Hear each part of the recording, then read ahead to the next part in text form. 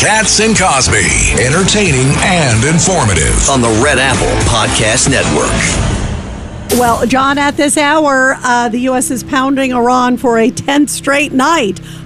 They are going after a lot of things tied to the Iranian Revolutionary Guard Corps.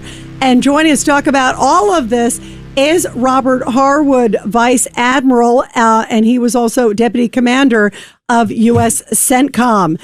So, Admiral Harward, what are they looking at now? And also, my first reaction when I heard about these deaths of U.S. troops, at least 2, possibly 3, they believe, tied to that attack on the U.S. base in Jordan was, there's going to be hell to pay, that President Trump is going to really retaliate big time. What do you think is going to happen?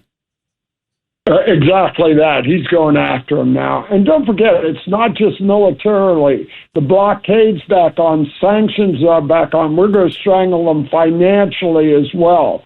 And Iran's going to continue to demonstrate that they have the ability to project power. So all these strikes and everything's on focus on completely eradicating their ability to launch missiles and drones and threaten the Straits, our people, or our allies in the region. That is what the president's going to accomplish.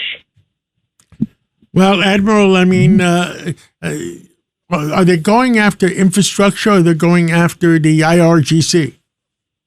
Of course, I haven't seen the target list, but this is what I would tell you. Iran's a large piece of land that's trying to hit a small piece of water.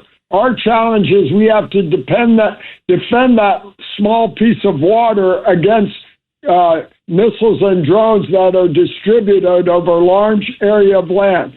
So as we gain intelligence, either through our systems or see a missile launch or see a launcher, we will strike those. But at the same time, while you're looking or not seeing those, hit the IRGC. So both of those are viable targets, and both of them undermine the government of Iran, which basically is the IRGC. Add to that financial strangulation, because both of those will help us get the final end state, and the only way Iran is going to agree to anything is through force. They learned that to see where these negotiations went over weeks, and we know historically the Iranians have never given anything in negotiations. They only take. And the president, I think, came to that realization and understood he had to use force to get the Iranians to respect and quit threatening the Straits of Hormuz. And I think he's going to come to that same conclusion. That force will be necessary for them to hand over their nuclear material and terminate any nuclear weapons program. And finally, as well, go after the missiles and Scuds and their use of surrogates. So I think that's the pecking order, the prioritization. And so hit the Scuds and launchers, any power projection, while also hitting the IRGC. Now, I understand there's about 15 to 20,000 IRGC personnel, and are they knocking out the colonels and the majors and the generals?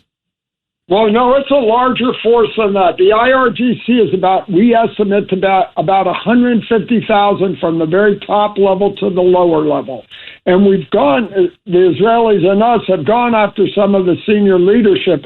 I believe you're going to need to expand that campaign. And I'm not opposed to publicly printing out each and every one of their names, where they live, offering bounties on them to all the Iranians who hate them and want to get after them. So every way we can target each and every one of those individuals is appropriate strategy in this conflict we're in. You know, Admiral, when you talked about the bounties, that's a really smart idea.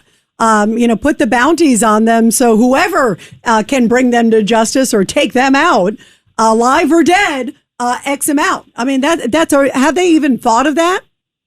Well, don't forget, we did that in the Iraq War initially. We published numbers, and we can go broader than that. Hey, if you identify a Scud site and can get that information to us, you're going to get paid for that. You've got a population of about 95 million people, and from all my human rights groups, my Iranian, about 75 to 80 million want these guys gone. And so I think if we're smart, we can leverage that capacity to help us get these guys internally and externally. So, yeah, let's pay for that. We did that against Al-Qaeda. If you found UBL, that doctor that was arrested in Pakistan, if he ever gets out there, he's got a reward coming to him. We could take the same strategy here, not only for the IRGC, but for their missiles and drones.